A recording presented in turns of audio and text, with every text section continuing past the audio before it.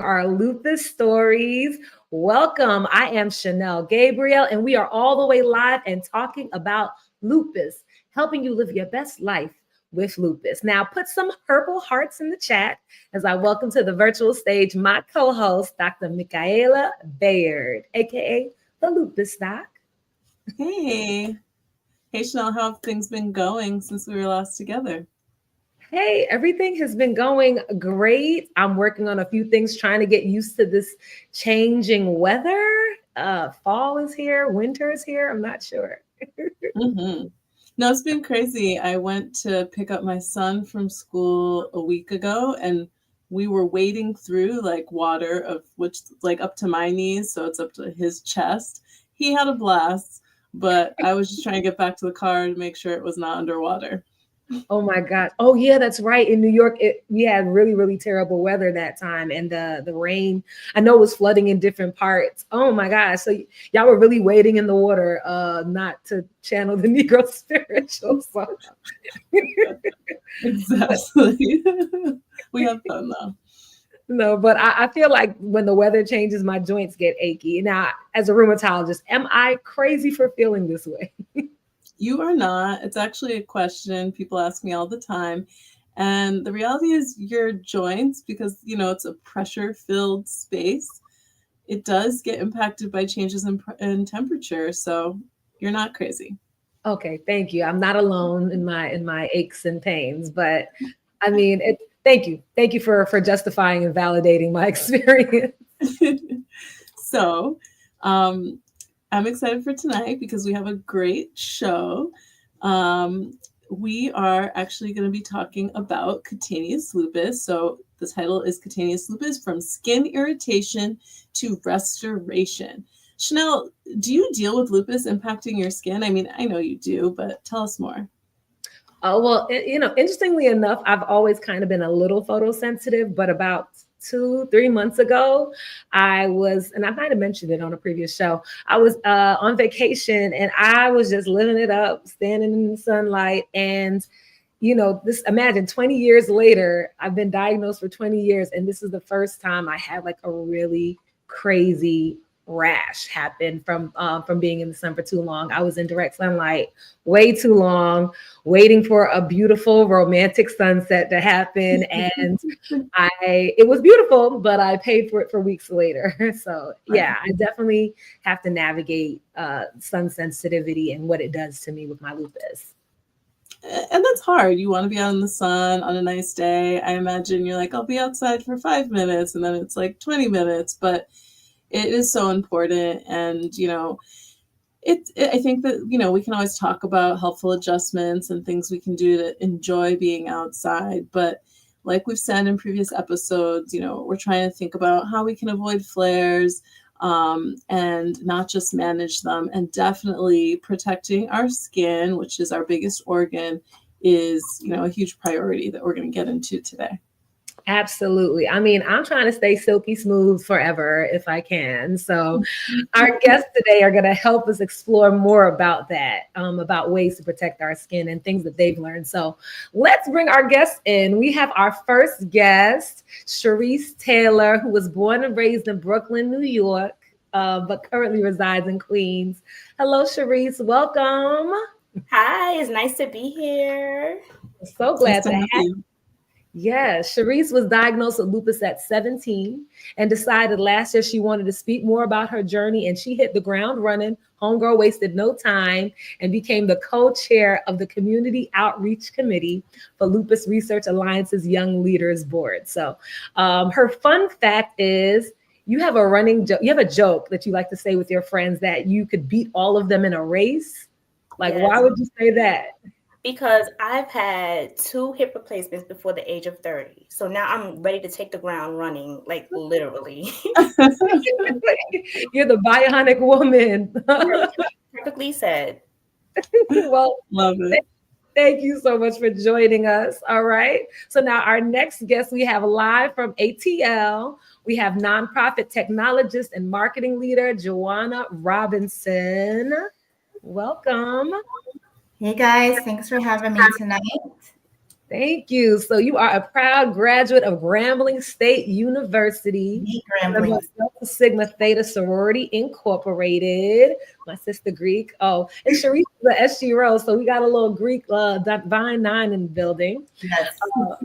But GeJuana has a deep commitment to the nonprofit sector and serves underserved communities. And we see that dedication through her 15 years of service at the American Red Cross. And she is currently the Salesforce Platform Director for Biomedical Services. And you received so many awards, including the Presidential Award for Excellence in Biomedical Services. And you're a loving wife to Marlon, a mom to a 10-year-old named Alex. And fun fact, you have a very vivacious Shih Tzu puppy named Max. And how old is Max? Max is not is he a puppy? He's not a puppy anymore. Max is now 3, and I affectionately refer to him as my other baby. So he's a 3-year-old. Oh, so awesome. Well, so glad to have you joining us. And now we have our next guest, who is no stranger to Better Together. We had to have her back. Welcome to the virtual stage, Dr. Dina Strachan. Hi. Hi. Great to be here. Yes, so glad to have you. Now, Dr. Strachan is a Harvard and Yale educated board certified dermatologist, best-selling author and speaker, and she's the director of Aglow? Yes. It's Aglow, because you got a glow. Aglow Dermatology in New York City, and the founder of the national directory website findablackdoctor.com. And she's featured as an on-camera expert in the Netflix docuseries The Black Beauty Effect, which was I think I saw a piece of it. I have to watch the rest of it, but I definitely saw you and I was like, I know her. Oh my goodness. But you shared your expertise in the New York Times, the Washington Post, Essence, Good Morning America, and most notably in our last season of Better Together. So we're so excited to have you back. Great to be back. Thank you. Okay, and we're excited to have joining us for our Spotlight on Research segment, Dr. Gabriela Cobos. Hi, everyone. Hi, Dr. Gabriela. So you are a board-certified dermatologist and clinical trials director at Tufts University School of Medicine. You are in Boston, Massachusetts, of course.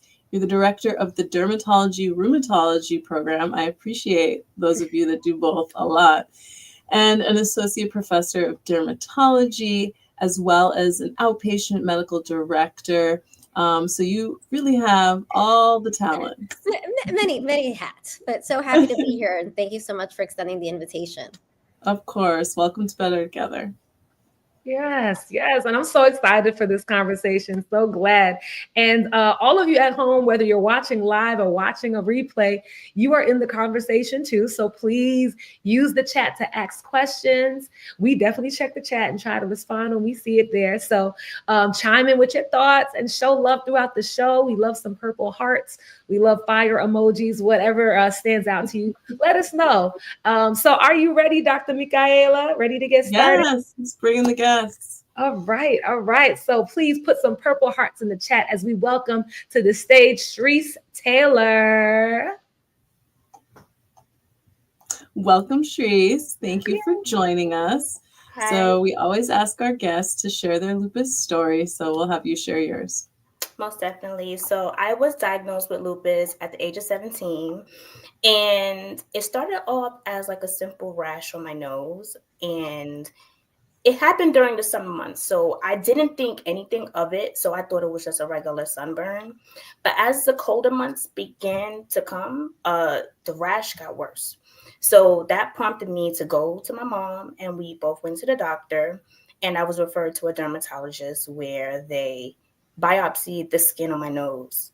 And unlike a lot of other lupus patients, I was diagnosed with lupus within 3 months of that biopsy.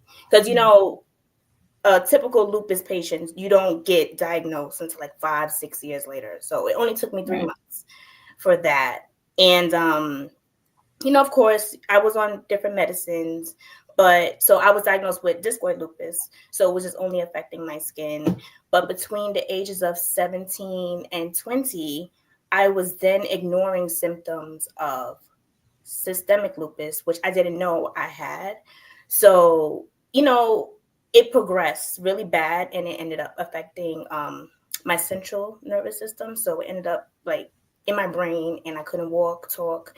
I wasn't eating. And what drove me to the hospital was that, like, one day I woke up and it looked like my face was burned. Like, I stuck my face like in a pot of burning oil, and like I had rashes and lesions like all over my face, and I couldn't break a fever, and it was really bad. And like that's when I was admitted, and they said I also had systemic lupus. Wow, and thank you for sharing that. And that journey sounds really, really trying. Especially, we don't talk enough about how lupus can impact the central nervous system, but we're going to save that for a future topic, and maybe we'll bring you back for it. But you talked about your skin symptoms, and you actually shared a few photos with us. So can you talk us through them? So can we show the first photo? Yeah, was this photo was when I was 17 years old. I was actually taking my senior pictures that day. That was actually a week before I've developed the rash on my nose. So my skin here is pretty clear. You don't really see too much happening, but the next week it got pretty bad. Oh, so that's the next picture, huh? That's the next picture. Yes. So this is the where I was referring to, where it looked like one day I just stuck my face in a pot of burning oil. So this is what prompted me to go to the emergency room right away, because this was not right. Wow. And what do these patches feel like? I know you said it looked like, but were they scratchy? Were they just... They were burning. It felt like burning and itching. And my face is really red all over. Wow. And over time it changed. Yes. And we see that there became some scarring. Yes. So severe scarring happened. So, for the most part, the redness went away, and now it just became a bunch of scabbing that really scarred my face. Oh, wow. You were dealing with this at such a young age. So how did that really impact your everyday life? I can imagine the toll emotionally and socially.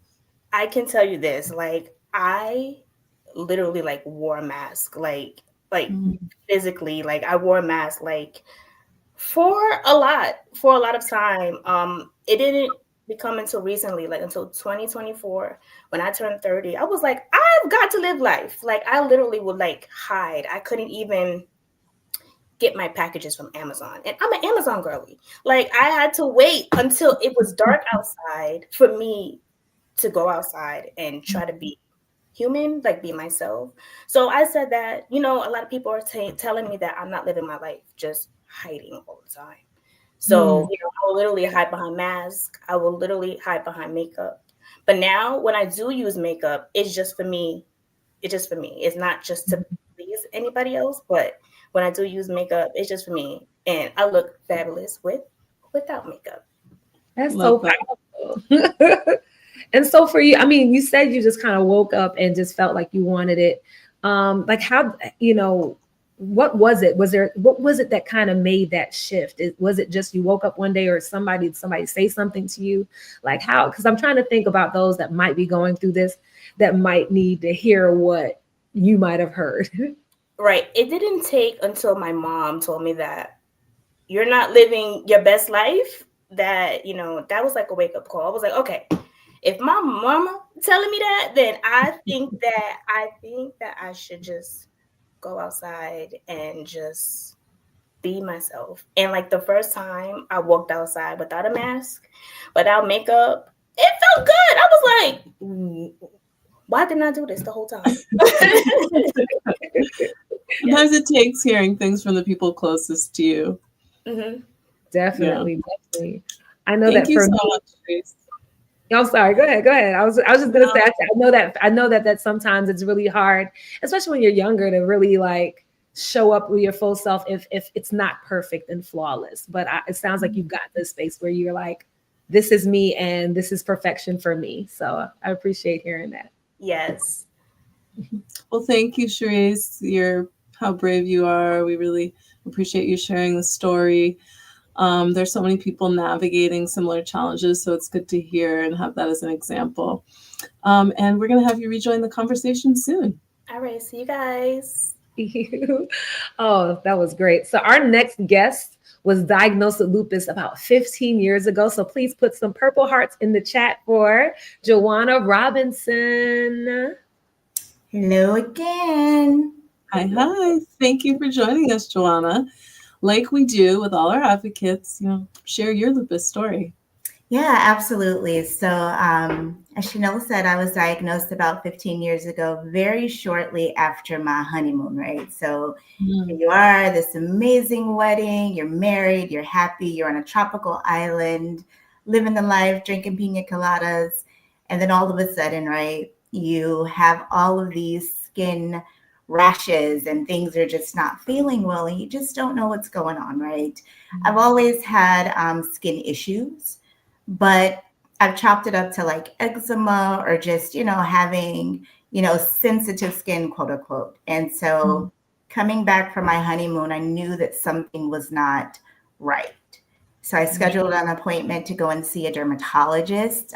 They did some testing, some biopsy, and unlike Shreece, right, they did not immediately give me a diagnosis. I left the dermatology office with we think that you might have, something, there might be something here, but we're absolutely not sure. But the thing that my dermatologist did was she directed me, if you ever have joint pains, if you're ever having these type of issues, I want you to go and see a rheumatologist. So we fast forward a bit. I'm doing laundry because, just got married. I want to pretend like I'm this perfect wife. And I'm going to pick up the laundry basket and my arms didn't work. I'm like, what is this? Couldn't pick up the laundry basket, couldn't move it. Immediately, I thought about what my dermatologist said, went to the rheumatologist. They did the testing. Every marker that you could think of from lupus, anti-dsDNA, your SED rates, all of that stuff elevated off the charts. And so I was immediately diagnosed with systemic lupus, but it started with my skin. Wow. And thank you so much for sharing your story. And I know that was really challenging. You're like, I just got married, and I'm curious. I know this is probably a left field question, but how did you feel like you could tell your husband at the time what was going on, or did you kind of just deal with this by yourself? I'm just curious. No, I absolutely felt that I could tell him. I felt like he was probably more engaged than myself. Here he is, right, with a new wife, and she's having all of these sicknesses, and he doesn't know what's going on. So I think he had more worry actually than I did, because again, I've had skin issues since I was a little girl. I'm like, this is eczema, this will go away. He's like, no, we have to do something, and we have to do something now. So I felt like he actually pushed me more than I was pushing myself. Thank you. And so your rash now, you talked about having these rashes. We have a photo here. Can you just share what your rash felt like? And did you notice any patterns with it? Yeah, so I noticed a couple of patterns. So this photo is one of the reactions that I get when I go outside, right? A lot of times I'll get little bumps or I'll get what looks like welts. And so what's weird with me, and I shouldn't say weird, but what's odd is that with my lupus and my skin presentations, it's not typical, right? You're not getting like the butterfly rash. You're not getting like the little bumps or the lesions.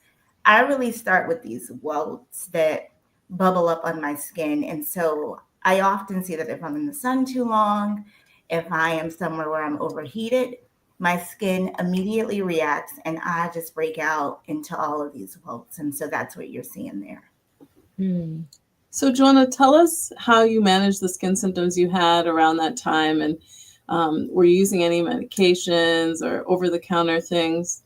Yep. So we did use steroids. I was immediately put on a regimen of steroids. I also had some topicals that I would apply. There was a prescription that my dermatologist gave me. My husband and I joked around, it was like a fire extinguisher. And so immediately if I broke out or if I had these lesions pop up, I was able to apply that topical and it put the fire out like that. And so that was something that I carried in my purse. It was in my book bag. It was in my luggage. I had like mounds of this stuff because it worked so well. And so with that, we spoke about this with Shreece, there's an emotional toll. How did you navigate that, and has it shifted? I think over the years, it has definitely shifted. Before, I think because it wasn't so present on my face, right? I was able to hide it. So I wore a lot of jeans, long sleeve shirts, things like that. But now, as I've gotten older, my body has kind of balanced out, right? I know, Chanel, we talked about this. I talk a lot about how my son saved my life. And when I got pregnant, there was something in the mojo of, being pregnant where those hormones balanced out. And my lupus symptoms really went at bay, right? So I wasn't seeing as much of an impact. And so I'm seeing more of this, I'm in what my doctors call kind of regression. And so as I've gotten older, that's gotten better. But when we were in the thick of it, I was wearing long clothes. I was wearing jackets. When I went on vacation, I had my hats. I would put on the sunscreen, like all of those things to kind of keep everything at bay. Well, thank you. Thank you for sharing your beautiful story, hearing about your family. We're so grateful you've joined us and shared it. Yes. And we can't. One Chanel wants to say something. We were about to run away from you. I have one more question. Yes. So for you, did you notice anything else? Is it just sunlight that would affect you? What about like taking care of, is there anything, diet or anything, any other things that you thought helped like your lupus when you did have it and when it was active? Just curious. Yeah, absolutely. When I was eating well, and I'm a Southerner, right? I live here in Atlanta. We got good food down here. But I noticed that when I am eating well, I'm doing all of the things. Of course, my body had better reactions when I'm, sticking to certain diets where for me, I'm not putting a lot of meat into my diet or a lot of processed foods. My body has a better response. When I start to, deviate from that, immediately I can see reactions. I've made a personal choice. I don't eat pork. I try to stay, away from red meat and things like that. Every now and then I might dabble, but that really does help me to kind of keep my symptoms at bay. Definitely. I can understand that. And just thinking about more of the skin challenges, going back to the skin challenge you had, did you find yourself at one point in time before it calmed down, just not necessarily able to do all of the things, or did you find other things that you can do, like when you were on vacation, or just curious about your life in general, navigating having skin challenges? I still found ways to do that, right? We vacation a lot, right? You're going to find me and my family on a boat somewhere. We're going to be on some island. So we are out in the sun. I'm married to a Jamaican man. He likes the sun. So what we do, I use a lot of sunscreens. I make sure that I am on top of that. I try to use sunscreens with very high SPFs because that's really important for folks with lupus. If I have my hats, I've got my hats on. Sometimes when we're at amusement parks, I might have on jeans or things like that. But I do make it a priority to make sure that my body is covered as much as possible when I'm out.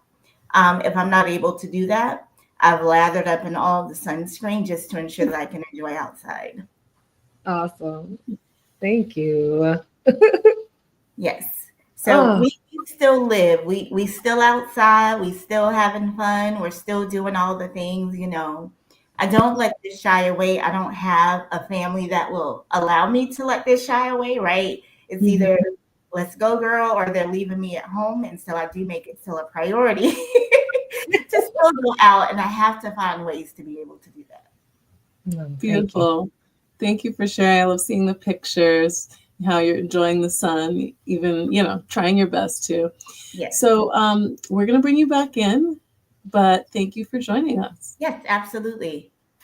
Thank you.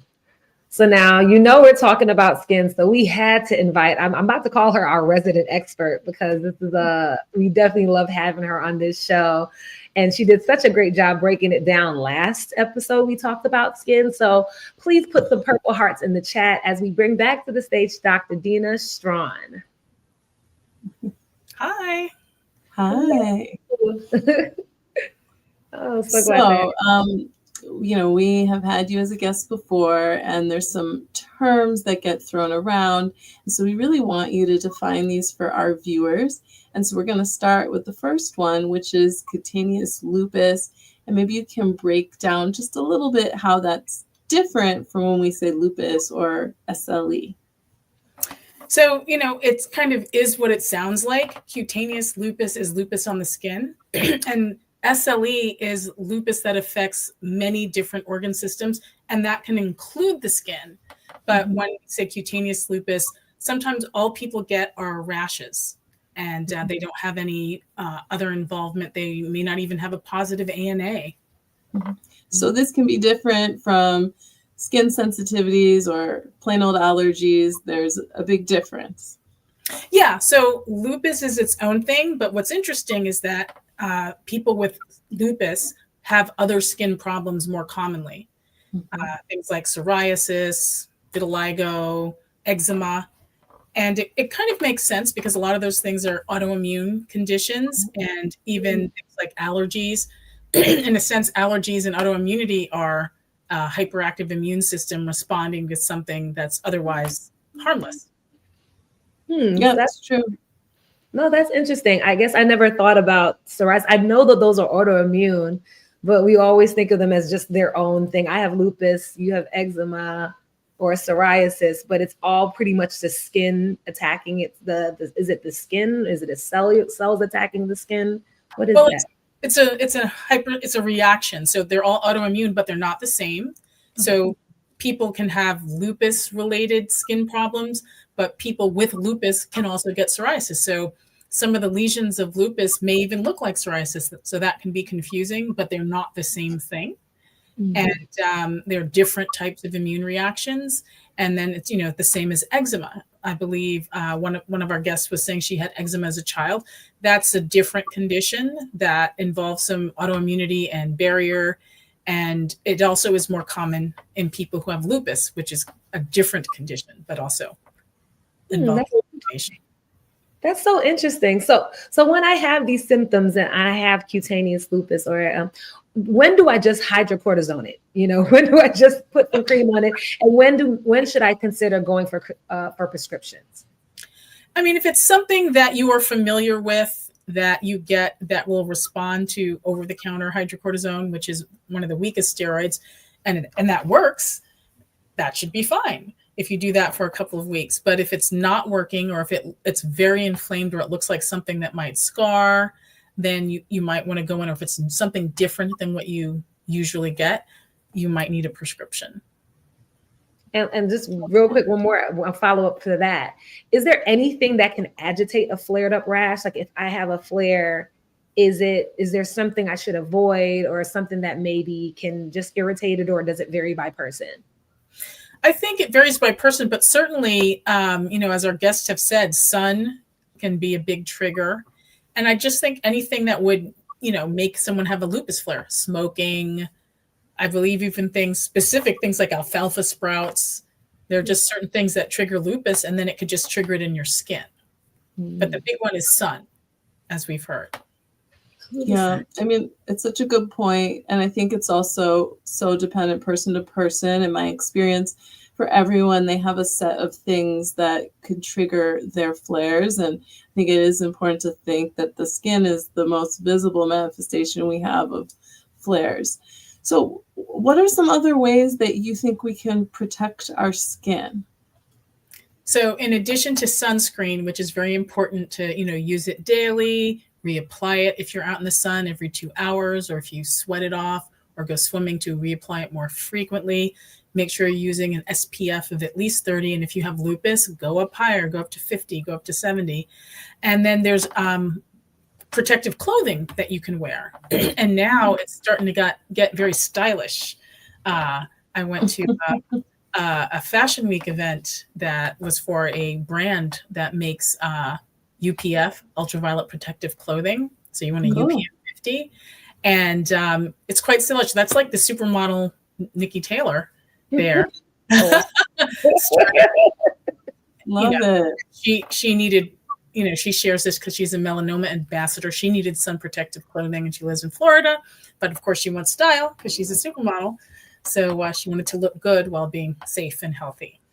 Wow. So we can look stylish with these outfits on. That was really cute. That was a really cute outfit. Yeah. They had the big hats, like everyone looked like a diva. I was like, go ahead. Did you have a sun protected outfit on there? So, if we're not doing a great job managing, protecting our skin, what are your thoughts about, how we can heal the damage that may have already been done? So, if you have in the middle of an active flare, you want to treat it. And topical steroids are a great way to jump in. If you are someone who gets skin lupus, more commonly cutaneous lupus, I would get a prescription that I have on hand because, as mentioned earlier, it is a fire extinguisher. You're putting out all that inflammation that the lupus is causing, and the inflammation is what causes the damage. So you want to, have a prescription strength steroid available and use it as soon as you get symptoms or you get itchy or burn or you see something, and then it's less likely to cause damage. Thank you. And I have another question I want to kind of curveball your way. For Faith, because if I have all these kind of skin issues, it's like microdermabrasion or all of those things that somebody with lupus or with a skin issue, is that safe for them, or do we have to kind of stay away from anything that might irritate the skin? I think you have to be more cautious. Some things can trigger. I'm not sure if we say Kebnerize with respect to lupus, but with other skin conditions like psoriasis, lichen planus, we call it Kebnerization, where the trauma causes that specific skin condition to appear in that area. And that can happen sometimes with lupus, particularly if you've had discoid lupus, which is more scarring. I would just want to be careful. So I wouldn't recommend that someone do something like microdermabrasion if they were prone to cutaneous lupus flares. Thank you. Just wanted to make sure, because they're pushing everything out here for you to look younger, get rid of wrinkles. There are other things you can do. Okay. Well, thank you so much for sharing how we could be proactive. You shared how we could be fashionable. I mean, that's awesome. A dermatologist getting a little love at Fashion Week. Clearly, you had a good seat in the front, able to see these things. Do you remember the brand name at all? I can't remember. I know it's on your blog. Are you allowed to say brands? I mean, it's not a drug, so I think we can allow it. Coolabar, and it was their Mott 50, the super stylish collection. They've been around a long time with UPF 50 clothing, and there are other brands that make UPF 50 clothing, but this was a particularly focused on style. If you want to just have a special outfit, if you're going to go to a picnic and you want to look super cute, it's Coolabar, the Mott 50 collection. Thank you. Yeah, no, definitely. Like, can I say brands? Oh no, we'll send them a bill. For the promotion. Well, we're gonna thank you so much for joining us. We're gonna bring you back in a few because we're gonna get into our next segment. Thank you, though. All right, our next segment here on Better Together. We're so excited to talk about Spotlight on Research. So Spotlight on Research is where we learn about the path to developing new treatments, and there are lots of opinions on social media. So Chanel had this great idea that we want to bring in the facts. So we're talking clinical trial facts and fiction. That's this segment. We're going to have Dr. Cobos sharing her wisdom today. So show some love for bringing back in Dr. Cobos. Yay. Hi, I'm back. Hey, thank you for joining us. I know you just came from work and you hopped on with us. So we're so glad to have you. You're running trials over at Tufts University School of Medicine in Boston. And that's such an important role. We talked about all of the roles you have. You're booked and busy They're like, we're going to get everything out of you. But you could only see patients if you choose, but you still choose to do clinical trials and to manage and direct clinical trials. So what led you into this work? So first, Chanel and Dr. Michaela, you guys are so energetic. You've kept me awake. You're coming after work. I'm so glad to hear you guys, like so much energy. And so how did I get into clinical trials is just, I think I always knew I wanted to stay in academics just because of the patients I like seeing, the complexity that, and the teaching. So kind of getting to work with our residents. I think clinical trials are very important because we are really bridging a need for new medications. And I think particularly what I've been trying to focus on is trying to increase the folks that are skin of color, that are underrepresented into clinical trials, because most of our clinical trials continue to be 70% Caucasian males, which is not representative of what the US demographics are. So I'm really excited to be here and chat with you guys about clinical trials and hopefully debunk some myths.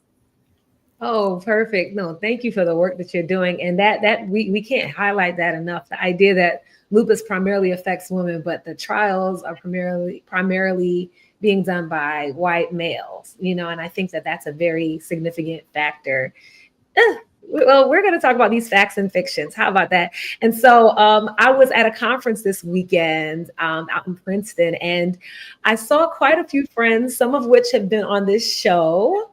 And I was like, hey, can you share some myths that you might have heard, some facts and fiction that you might have heard about clinical trials? So we're going to play them one by one and see what you think about each one and challenge you to this little game of fact or fiction. So Dr. Cobos, are you in? I'm ready. Locked in. Yes. All right. Well, let's go. Let's play the first one. Hi, it's Chanel Matlock, also known as GI Shane, and I heard that you don't need a doctor's note to get into a clinical trial. So what do you think, fact or fiction? That is actually, I think we're going to call that a fact. And so although a good amount of our patients that come into our trials unit are referred by their physician from many different places, some savvy patients and patients that are really advocating for themselves keep themselves updated, right? They see that there's a new trial, there's a new medication that's being investigated, and they will reach out directly to our trial unit. So yes, you do not need a referral from your physician, although that is the most common way to come into our trials. Oh, that's good to know. That's good to know. Well, all right. So we have one fact. That was a fact right there from Chanel, who is a GI Shane on Instagram and a very big health advocate and lupus advocate. But and happy Veterans Day to her, because she's actually a veteran. But let's go to the next video. Hi, my name is Emmett Hutchinson III, CEO of Male Lupus Warriors, and clinical trials are not just for people that don't have any options. I think I understood. I think that's also a fact. It is not only for people that don't have options, right? And so I think there are various reasons why someone will join a clinical trial. One of them, it could be kind of the situation that the gentleman described. Let's say you have used all of the medications that are standard of care and are available. And so in those folks, yes, like you are reaching for something new, something that is only available in a clinical trial. But there are folks, throughout the country, insurance coverage varies. And so there are folks, if they don't have insurance, this can be a way that they at least have access to medication while kind of that situation is being sorted. There are other folks that are, I call them like my little nerds, that they love to participate in like advanced science and have like more of that altruistic goal that they say, like, even if it doesn't help me, I want to continue to advance and kind of move fields forward. And so there are folks that will join our trials just because they want to participate in science. Amazing.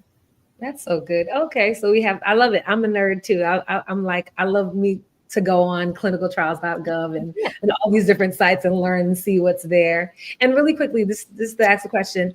And when you think about clinical trials, does that count as studies as well? Are clinical trials and studies the same thing? Similar things. I think people sometimes will call them either or, but for clinical trials, I like calling it clinical trials just because then you know what we're talking about. There's various phases of clinical trials. This is very important. And so making sure you kind of understand that, I think is paramount to knowing what you're getting yourself into.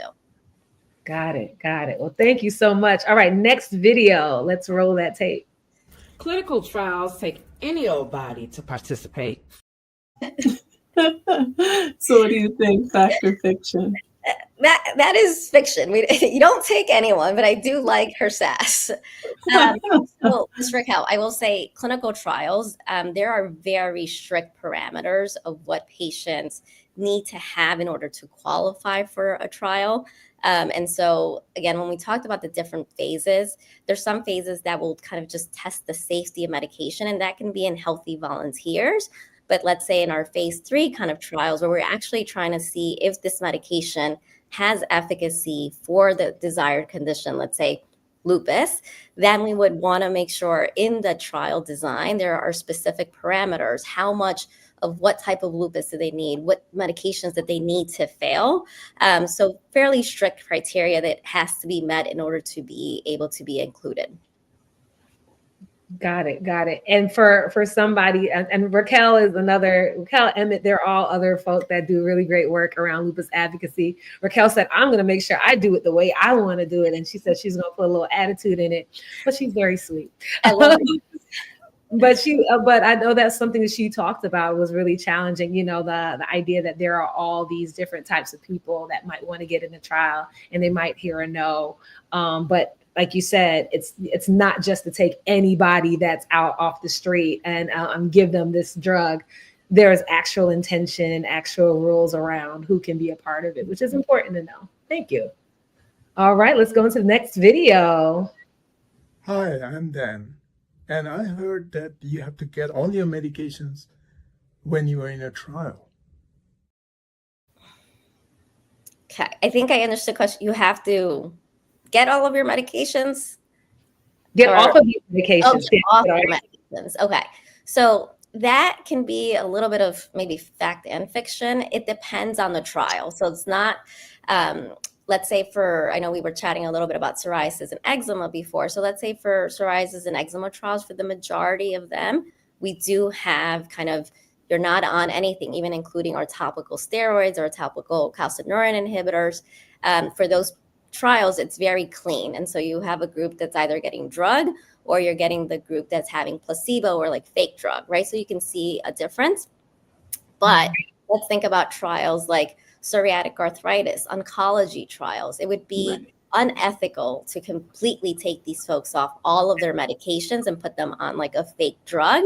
And so there is trials that allow for background medications to be used to make sure that patients are not having kind of progression of their already severe disease, making sure that they're at least able to continue to participate in the trial.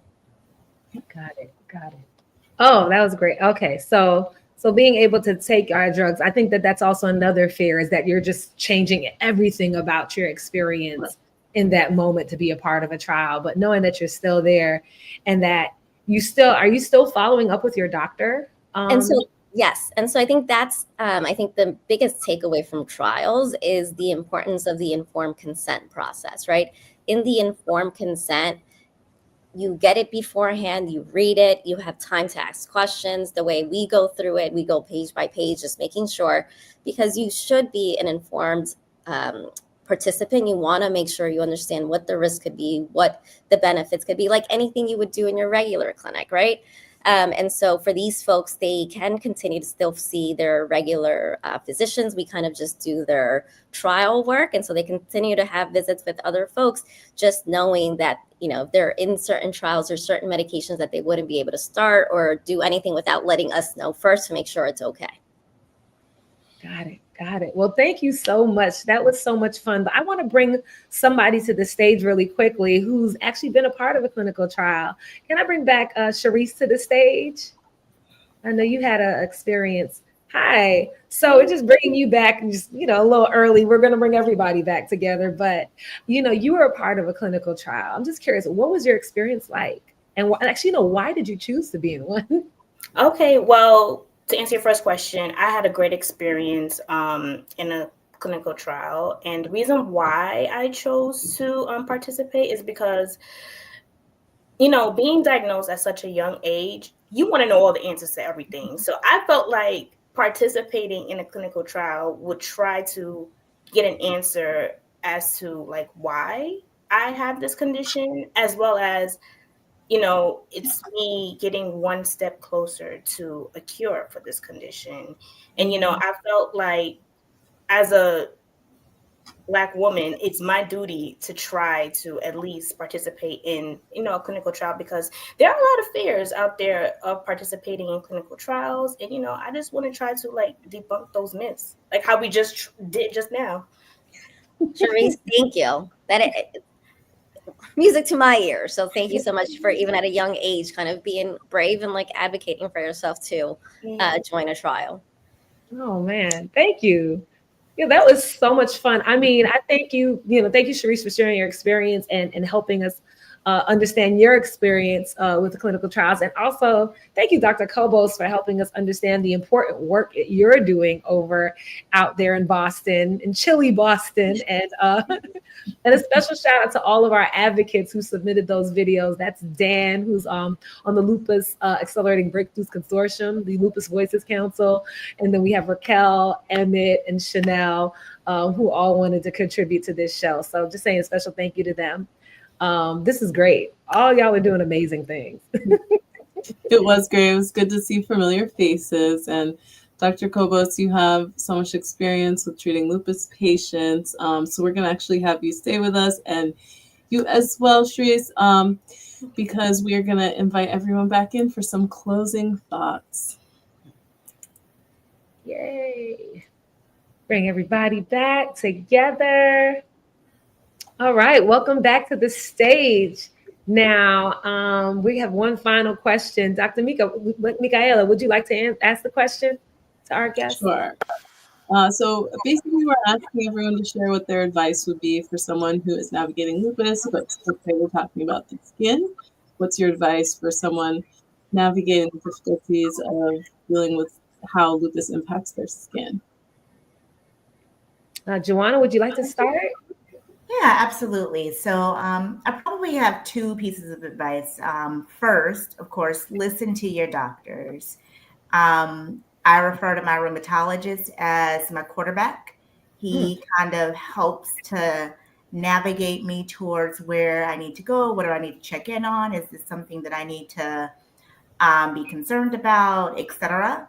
So listen to your quarterback.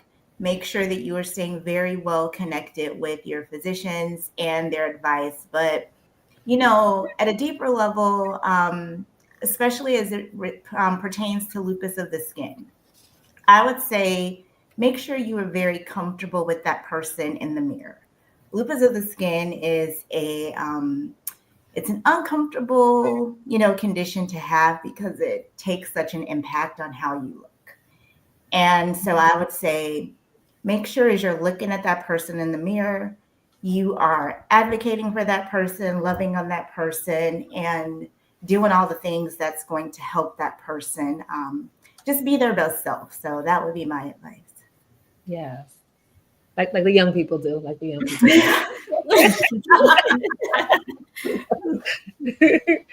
Shreece, would you like to share your thoughts? Yes, I would say first, just be open. People may have a lot of questions. You might think that it's silly, or like for myself, I used to get really defensive when people ask about my skin conditions, but at the same time, they don't know what's happening. So I use that as an opportunity to educate, right? And my second piece of advice is accessorize. I have a hat for every outfit. I have a hat for every outfit, every color. I accessorize a bucket hat. Yes, accessorize. And sunscreen. Even if you're indoors, please wear the sunscreen. Definitely. Oh, even on cloudy days, I think that's something also interesting. I find sometimes like when it's overcast, that my skin feels extra sensitive with UV. I know we're going to ask you in a second, Dr. Strachan, but actually we're going to probably go to Dr. Cobos, but am I bugging? Is that a real thing that like, even if it's overcast, you could still feel UV rays? Yes. Yeah, I can go next. I can take Dr. Strawn's answer and piggyback off Shreece. Sunscreen. I think your sunscreen is like your first, second, and third. And I think particularly looking at tinted sunscreens, it has iron oxide in it. And so tinted sunscreens also give you protection not only from kind of the UV lights outside, but certain fluorescent lights that we have indoors. And so particularly for some of our lupus, like cutaneous lupus patients, the discoloration is also very bothersome. And so making sure that we're kind of blocking all type of lights that can continue to worsen that is super important. And then I think secondly, just hearing kind of from our patient advocates here, just advocate for yourself, right? I think you know your body, you know something feels different. Make sure you find the right physician for you. There are a good amount of us in like our room derm world that this is all we want to see. We want to help people with these very serious conditions to make sure that we can give them the best results. And so making sure you're kind of tapping into all of those networks is super important. Awesome. Dr. Strawn, what's your thoughts and comments? So I would add to the expected dermatologist response about sunscreen, sun protection, those things, and having a good relationship to your dermatologist who is interested in lupus and understands it. And there are even other things to do, including the protective clothing. There's even film that you can put on your windows. I know some people live in sunny places and they're there all the time. You know, there are things you can do. I don't know if you can do it on your car legally every place, but I think if you have a medical exemption, you might be able to do that with your shields. And if you live in a beautiful sunny place with big windows, you can enjoy it. You can get there are films that you can get on your window. So take advantage of the other technologies other than the sunscreen. And then I would say my second would be, we understand that you have lupus and that can present a lot of ways. That doesn't mean everything that comes on your skin is lupus. You could have something else.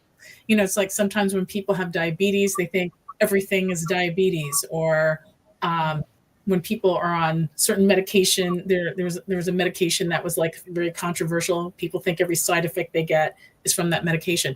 So just be open, because you might have a rash and it might not be lupus, and you want to take care of that rash as well.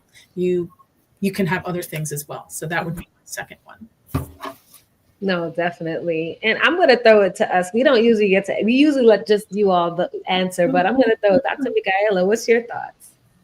Well, I mean, today's a great example of connect your rheumatologist to your dermatologist. Let us know who you're seeing. We love to collaborate with our dermatology colleagues. Sometimes, as Dr. Cobos and Dr. Strachan can attest, we have medications that are treating joint pain and the skin, and maybe we only need one. So when we talk, sometimes it can really maximize your care. Definitely. And my advice I'm adding on is I would say just make sure sometimes take pictures. I think that's something I know for me, one of the hardest things I never think. There's some people that like literally do full photo shoots whenever they're sick, and I never think about it. You know, every time I do my walk page, when I do like a walk for lupus, they're like, your pictures are so happy. I'm like, when I was in the hospital, I didn't think about taking a picture. But taking pictures of things also allows you to be able to go to the doctor and be able to say, this is what happened. Because I know, and y'all can attest to me, I'll be fine. I'll be like messed up. I get to the doctor, all of a sudden everything is gone. I'm like, I swear there was something wrong. So taking pictures is really helpful. And also, yeah, I think, just getting used to the idea that this is real life and that you can still be beautiful and still be amazing and still be social, even if sometimes you don't feel as great as you don't look the same way you remember. So those would be my thoughts. But yeah, definitely. This was great. Yeah. This is great advice. I want to say thank you to all of you, Shreece, GeJuana, Dr. Strachan, Dr. Cobos, for being with us. And I really know that your stories and the facts that you shared are really reaching the people who needed to hear what you had to share. Definitely. And we had such a great group of guests, and special thanks to all of you out there watching. It's been amazing this season. Actually, I have a quick announcement to everybody out there. we've reached 1 million views of our show, of our series. Dr. Shay. We reached 1 million views of this show, and that's something amazing. Yeah, we couldn't have did that without all of you, you know, and that's every episode, people sharing, people watching, people reposting. So please, like, make sure you keep checking out our replays, and feel free to check out any past episodes you might have missed. That is how many years has it been, Dr. Michaela? What, 4? 4 or 5? 3, 4. It's flew by. Yeah. We've been here for a while, so you have some great episodes to check out. So feel free to go to youtube.com at Better Together Lupus Live and see all of the past episodes that you might have missed. And thank you to our team and our friends at Biogen who helped make this series possible, got us to 1 million viewers. For more information and to learn about participating in clinical trials, you can scan the QR code that you'll see here on the screen using your camera, or you can go to biogentriallink.com. That's BIOGEN triallink.com. And the direct link is also in the chat. Definitely. So please make sure you follow us on Instagram. We have some great videos posted of some of our past episodes. It's at For Better Together Lupus. And on Facebook, you can find us at Better Together Lupus. And make sure you join us for our next show, November 25th at 6:30 Eastern Time. We're going to be talking about Feast Without the Flair, Holidays with Lupus. Because you know the holiday season is coming up. Oh my gosh, I am not prepared. I feel like it was just June and we're ready to think about holidays. But we're going to be learning about ways to avoid flares caused by holiday stressing. And that's everything from cooking and food to like family sometimes. And we have our special guest coming in, the lupus dietitian, returning Tanya Friedrich. So that's going to be a really, really good episode. Make sure you check it out. I'm so looking forward to it. And I remember she joined us very early on. So Thanksgiving is around the corner. But before we talk more about that, I'm going to have Chanel close the show with her spoken word. So thank you. Thanks. I can't always see me when I look in my reflection. Eyes focused on every flaw, only seeing the raw images, wishing my skin could match what I see within. But I remember that I am not broken. I'm beautiful. The redness can't touch the boldness of my soul. The scars show the wholeness of my heart. This skin is only the surface. This skin does not change my purpose. This skin is beautiful. It's brown and shades of red, shades of brown. It is beautiful no matter what's going on and what happens and whoever's around. I love what I have outside of me and within me. And I will let go of all of beauty society. I will let go of all of society's standards of beauty to make sure that I'm building my own. I am loving this thing, this skin that I love and I call my home. Thank you so much. See you all the next episode. Take care.